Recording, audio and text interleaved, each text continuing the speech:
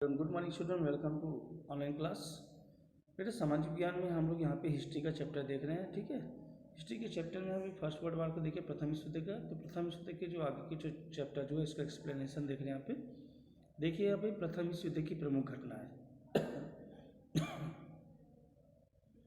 Okay, तो अपने राजकुमार के मारे जाने पर अपने मतलब यहाँ पे ऑस्ट्रिया, ठीक है, ऑस्ट्रिया जो है ऑस्ट्रिया हंगरी, तो अपने राजकुमार के मारे जाने पर ऑस्ट्रिया हंगरी ने सर्बिया पर 8 जुलाई 1914 को आक्रमण कर दिया। सर्बिया की मदद से रूस ने ऑस्ट्रिया पर हमला किया। फ्रांस ने भी रूस की मदद की घोषणा की। जर्मनी ने रूस के विरुद्ध 1 अगस्त को और फ्रांस के विरुद्ध जो है 3 अगस्त 1914 को युद्ध की घोषणा कर दी। तो इस तरह से जर्मनी ने फ्रांस पर तेजी से आक्रमण करने के लिए बेल्जियम के मार्ग से अपनी सेना भेजना प्रारंभ कर दिया। ब्रिटेन ने 4 अगस्त को जर्मनी के खिलाफ युद्ध की घोषणा कर दी। इस प्रकार यूरोप के जो सारे प्रमुख देश जो था वो विश्वव्यापी उपनिवेशी युद्ध में शामिल हो गए। 23 अगस्त को जापान ने जर्मनी के विरुद्ध लड़ने की जो घोषणा की और अक्टूबर में तुर्की रूस के विरुद्ध बमबारी करके युद्ध में सम्मिलित हो गया। इटली पहले तो जर्मनी के खेमे में था, मगर अप्रैल 1915 में गुप्त संधि के द्वारा ब्रिटेन के साथ हो गए। संयुक्त राज्य अमेरिका शुरू में तटस्थ था, उसके ब्रिटेन और फ्रांस से घनिष्ठ व्यापारिक संबंध थे। उनकी कंपनियों ने खाद्य सामग्री और युद्ध सामग्री बेचकर मालामाल हो रही थी। इन देशों को ऋण देकर ब्याज कमा रही थी। जर्मनी की कोशिश थी कि अपनी नौसेना के बल पर वह ब्रिटेन और फ्रांस का दूसरे देशों के साथ संपर्क खत्म कर दे ताकि उनका व्यापार बंद हो और उन्हें कोई सहायता न मिले। इस कारण वह ब्रिटेन में आने वाले अमेरिकी जहाज़ों पर हमला करने लगा। यहाँ तक कि जर्मनी की जो पनडुब्बियों ने एक अमेरिकी सामान्य यात्री जहाज को सारे यात्रियों से ही डुबो दिया। इससे क्रुद्ध होकर यानी कि काफ़ी जो क्रोधित होकर अमेरिका ने 6 अगस्त 1917 को जर्मनी के विरुद्ध युद्ध की घोषणा कर दी। इसके साथ ही विश्व का हर महाद्वीप युद्ध की चपेट में आ गया, मतलब युद्ध में शामिल हो गया।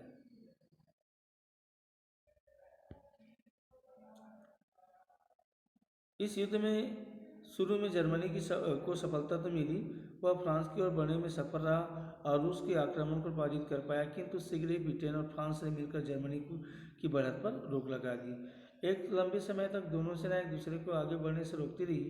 पूर्व में रूस को हार का सामना करना पड़ा और अंत में सन 1917 में क्रांति हुई, जिसका एक मुख्य ध्येय लोकतंत्र और युद्ध समाप्ति तथा रूस की क्रांतिकारी सरकार जर्मनी से समझौता करके युद्ध से अलग हो गया। ठीक है, तो ये इतनी सारी जो बातें जो थी हमने पिछले वाले जो लेक्चर जो थे उसमें आपको मैंने बता दिया था।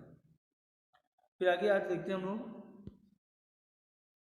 कि उसी समय सन 1917 में अमेरिका के युद्ध में प्रवेश से उसके असीम संसाधन जर्मनी के खिलाफ युद्ध में आए अमेरिका के युद्ध में प्रवेश से निर्णायक मोड़ा गया, एक नया मोड़ा गया। जर्मनी में सम्राट कैसर विलियम्स के खिलाफ लोकतंत्र की स्थापना के लिए क्रांति हुई। क्रांतिकारी सरकार ने युद्ध समाप्ति के लिए कदम उठाया और अमेरिका के पहल पर 11 नवंबर 1918 में युद्ध विराम की घोषणा भी कर दी। इस प्रकार 4.25 वर्ष तक चलने वाला यह युद्ध समाप्त हो गया। इस युद्ध में लगभग जो है 80 लाख सैनिक मारे गए, लगभग 2 करोड़ व्यक्ति घायल हुए या युद्ध के कष्ट सहने के कारण मर गया। कुल मिलाकर विभिन्न राष्ट्रों को 40,000 मिलियन पाउंड का आर्थिक भार वहन करना पड़ा था और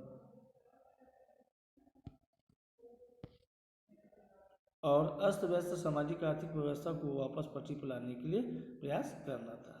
तो इस प्रकार से युद्ध का परिणाम निकला वहाँ पे। ये देखिए यहाँ पे ट्रेंच में जीवन का आदर्श चित्र। ठीक है, ट्रेंच मतलब जो होता है बॉर्डर पर जो होता है लगे हुए जो फोर्स जो होते हैं उनकी एक्शन विथ, और दूसरे चित्र में दिया ट्रेंच में जीवन का एक वास्तविक फोटो। ठीक है, फिर आगे यहाँ पे देखते हैं हम लोग युद्ध में सैनिक।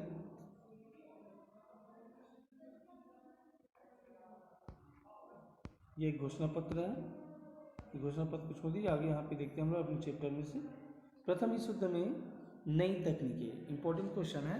ठीक है, प्रथम विश्व युद्ध में कौन कौन सी तकनीक, कौन कौन से वेपन्स, कौन कौन से हथियार यूज़ किए गए थे या तकनीकी यूज़ किए गए थे वो। तो देखिए प्रथम विश्व युद्ध में नई तकनीकी में पहला क्या था, मशीन गन। ट्रेंच क्या होता है, जहाँ पे ज़मीन को गड्ढे खोद के जो होता है इसके नीचे जो होते हैं वो बॉर्डर में सिक्योरिटी देते रहते हैं। तो ट्रेंचों के जाल के पीछे आमतौर पर मशीन गनों का उपयोग किया जाता था। इनका उपयोग पहली बार इसी युद्ध में किया गया। एक मशीन गन के माध्यम से प्रति मिनट सैकड़ों गोलियां दागी जा सकती थी। ठीक है, धर धर धर धर धर। राइफल जिसे एक बार चलाने के बाद दोबारा गोली भरना पड़ता था, की तुलना में मशीन गन का मारक क्षमता करीबन 100 गुना बढ़ गया। फिर अगला जो है तोप। इस युद्ध में भारी मात्रा में तोपों का उपयोग किया गया। सबसे भारी तोपों में से 50 से 60 गोले प्रति मिनट दागे जा सकते थे। निश्चित दूरी पर लगातार मार करने वाले तोपें ट्रेसों से ही हो रहे गतिरोध को तोड़ने में सक्षम थी। तोपों से प्रतिद्वंदी सैनिकों, उनके हथियारों, उपकरणों और ट्रेसों को एक साथ नुकसान पहुंचाया जा सकता था। नेक्स्ट है आपका टैंक। तो सन 1899 में ब्रिटेन में मशीन गन एवं बुलेट प्रूफ स्टील के आवरण से ढके युद्ध मोटर कार का विकास हुआ। पहियों की जगह इनमें चैन ट्रैक लगाकर इसे कीचड़ और उबड़ खाबड़ खाइयों पर भी चलने लायक बनाया गया। इस तरह टैंक का आविष्कार हुआ। फिर उसके बाद देखिए यहाँ पे पनडुब्बी। तो जर्मनी ने समुद्र तट के नीचे छुपकर चलने वाली और विरोधी जहाजों पर गोली दागने वाली यू बोट अर्थात पनडुब्बी का निर्माण किया। प्रथम विश्व युद्ध के दौरान ब्रिटेन के 50% व्यापारिक जहाज जर्मन यू बोट के द्वारा नष्ट कर दिए गए थे। फिर अगला है विषैली गैस। तो जर्मनी, जिसके औद्योगिकरण में रसायन उद्योग महत्वपूर्ण था, ने युद्ध में विषैली गैसों का प्रयोग किया, जिनके प्रभाव से लोगों की मौत हुई या वे अंधे हो गए। इसके चलते विरोधी देशों के सैनिकों को गैस नकाब पहनकर लड़ना पड़ा। इसके दुष्प्रभावों को देखते हुए युद्ध के कुछ समय बाद ही सारे देशों ने मिलकर निर्णय लिया कि आने वाले समय में इस तरह के रासायनिक हथियारों का उपयोग युद्ध में नहीं किया जाएगा। ठीक है, इसे जिनेवा कन्वेंशन भी कहते हैं, जिसमें युद्ध लड़ने के नियमों को लेकर कई महत्वपूर्ण नियम स्वीकृत किया गया है। फिर देखिए रेलगाड़ी। तो प्रथम विश्व युद्ध में सैनिकों, शस्त्रों, रेल मार्ग से चलने वाली तोपों व रसद मतलब खाने पीने के साधन, ठीक है, को दूर के ठिकानों तक पहुंचाने का काम रेलगाड़ियों ने किया और इस प्रकार इस नए यातायात साधन ने युद्ध में अपना महत्वपूर्ण योगदान दिया। फिर अगला आपको विमान।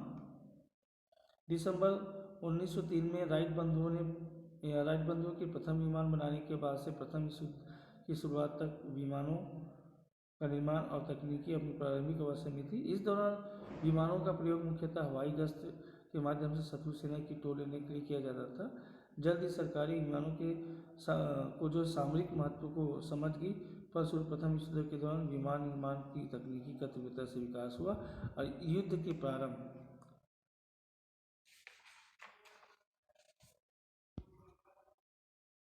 और अंत के बीच दोनों गुटों में विमानों की संख्या लगभग 850 से बढ़कर जो है 10,000 तक हो गई।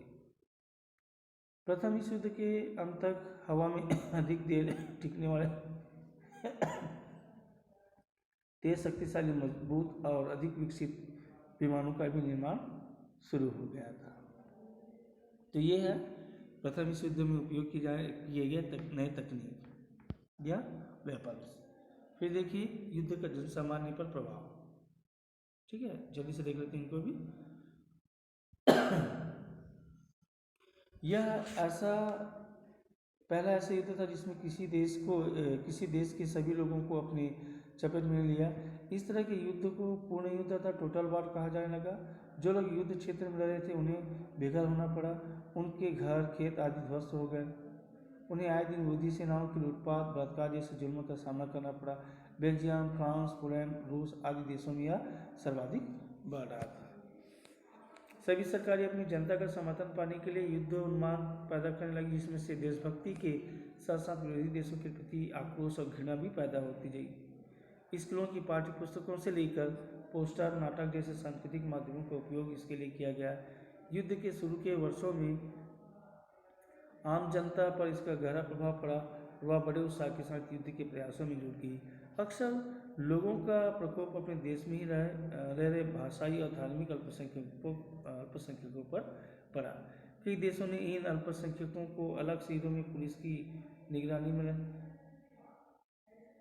रहना पड़ा। शुरुआती समय में कुछ समय में युद्ध उन्माद के चलते लाखों युवक सेना में भर्ती हुए और देश के लिए मरने मारने के लिए निकल पड़े। ठीक है, तो आज के जो लेक्चर जो बेटा इसको ही समाप्त करते हैं। Okay, that's all, good day.